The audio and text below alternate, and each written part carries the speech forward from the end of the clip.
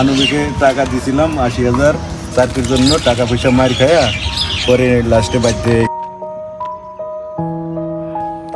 আমার এখানে প্রত্যেকটা খাবার খুব জনপ্রিয়।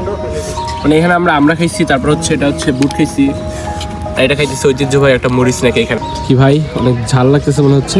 অনেক ঝাল মানে অনেক সুস্বাদু। পার্কশিতে আসলে পাশে হার্ডিং ব্রিজে এখানে মুহিন ভাইয়ের একটা দোকান আছে, এখানে আমরা আমরা মাখা খাইছি।